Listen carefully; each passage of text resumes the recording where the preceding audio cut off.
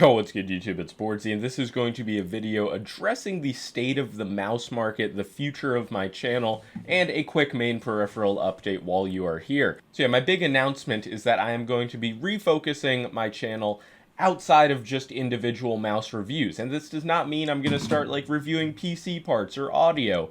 I'm just going to go back to making more like wide appeal content as opposed to the dwindling niche that is individual mouse reviews. The XEV2 wireless is a good example. This is a fine mouse, but it's just not something people really care to hear about the revision of. They've probably formed an opinion on the shape like years ago, literally. I reviewed the original wireless version in January of 2023. And yeah, this is something where people have told me to do this for a while. I've seen the writing on the wall. I've heard the turning of the key. But something with the stagnation of the current mouse meta, just like the constant revisions, slight upgrades, passionless releases. If the release lacks passion, how could my review contain passion? Yeah, just in general, it feels like there isn't much room for me to grow in the mouse reviewing space anymore. And this does not mean that I'm going to stop reviewing mice, but just simply prioritize other things. For example, I've wanted to make a keyboard tier list for a while, just like a gaming mouse community iceberg, just more interesting content like that that doesn't center around a mouse releasing and then people stop caring when the next mouse releases. And what you gotta realize, I've been doing this for 5 years. Started when I was like 17, I'm 22 now. A quarter of my life practically I've been reviewing these mice. I'm not just gonna stop.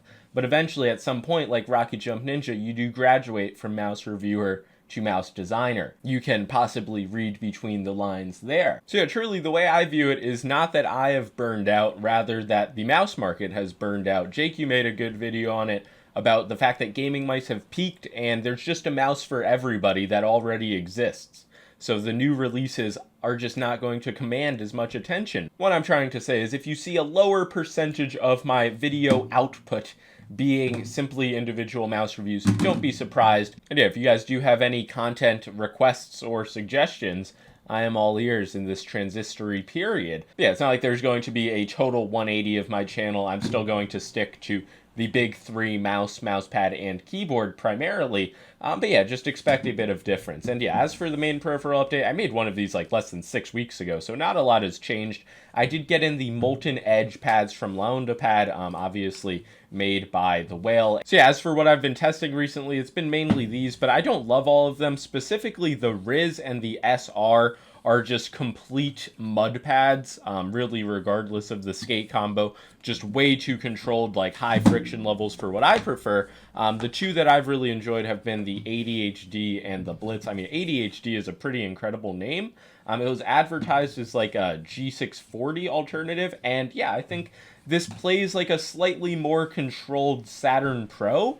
It kind of has the texture of that, but obviously the big selling point, the big feature, is the fact that these don't have a traditional stitched edge and instead have the molten, like, rounded edge design. Obviously, Vaxi had their implementation of this, but these do have a larger size, and it's a very nice feeling, but I don't find, like, the state-of-the-art low profile stitched edges to really be bad in any way. So it's like a nice feature.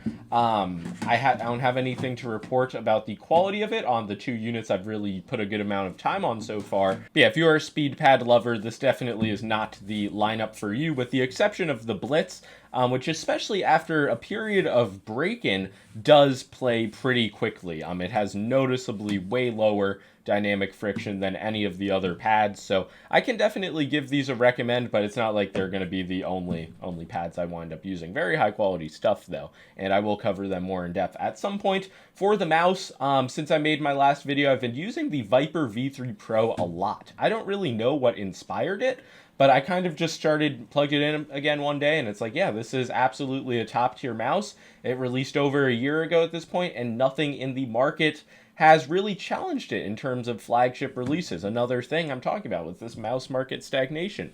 And the keyboard I'm using, I'm not going to show it due to the state of the keycaps, but it's still the GT60 with Gateron Jade Rubies. I don't know what it is about the Venom 60, but yeah, the input on my unit just feels worse than the GT60. At first I thought it was a cable issue, like some type of powering issue, maybe a switch issue, but after so much like troubleshooting, I just decided why not use a keyboard that doesn't give me any trouble. So So the Venom 60, I mean, it's still a good option for like people who really want the custom experience with a Hall effect PCB, but I think the GT60 is just so much more simple. And the keyboard space is another one where I don't know if much innovation is happening. Usually every few months there's like a new switch, a new best PCB, but I don't know if that's happened. So that's kind of all for this video. Just wanted to make an update on the state of affairs. Any questions, comments, concerns, let me know down below.